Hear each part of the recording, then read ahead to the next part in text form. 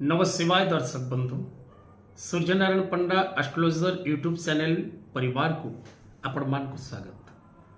दर्शक बंधु आज कार्यक्रम माध्यम रे आमे आलोचना करिबा जे जदि मनुष्यर कान उपरे केश थाए बा बाल थाए तेबे यार प्रभाव कौन।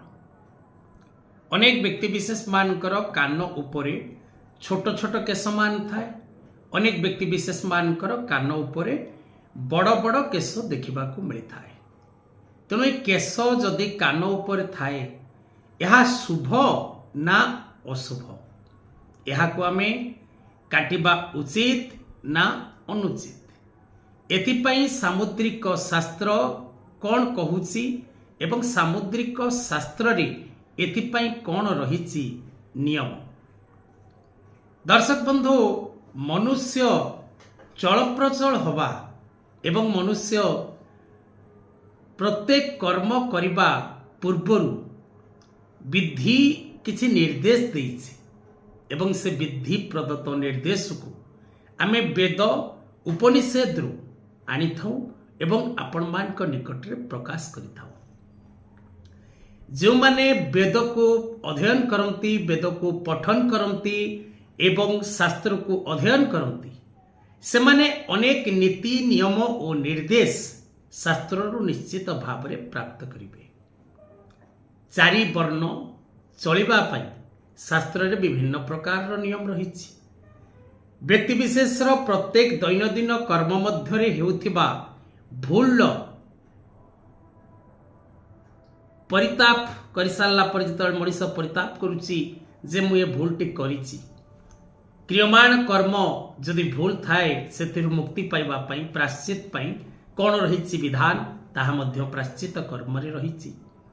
तेणु प्रत्येक विषय वस्तु आमे बुद्धि विचारी करिवार आवश्यकता रही। सेहीपरि भाव रे जदि दर्शक बंधु कान उपरे केश थाए बा बाल थाए तेबे ताहा आपण कदापि काटंतु नाही।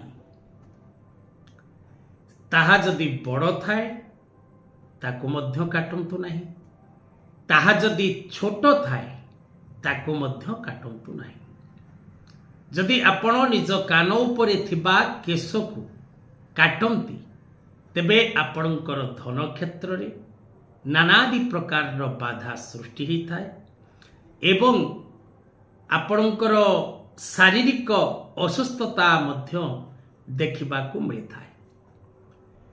किछि केश लंबा थाए, बड़ थाए एवं किछि केश सान थाए।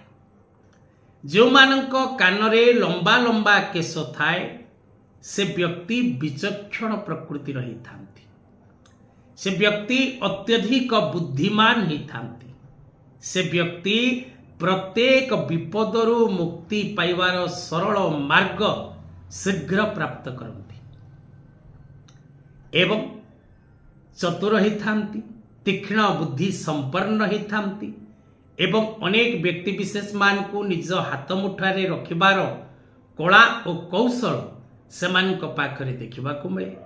सेमाने बाक पटुताधारी ही थांती, सेमानकर कथारे समस्ते बसीभूत होती एवं विशेष करी ये व्यक्ति विशेष माने कोपी होती, क्षीणकोपी होती, क्रोधी होती एवं समय समय रे एमाने मध्य हिंसुक प्रकृति देखी थांती।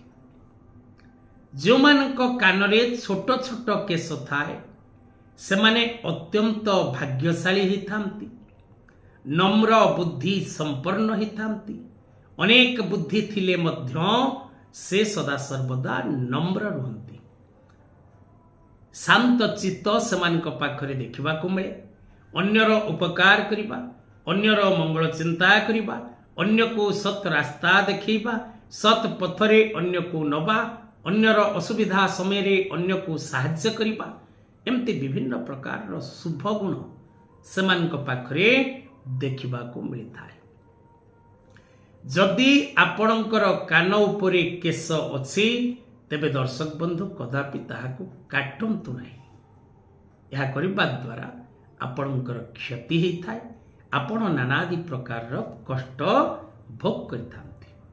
ଆଜିର କଥାବସ୍ତୁକୁ ଏଇଠି ରଖିବା। ଜୟ ଜଗନ୍ନାଥ।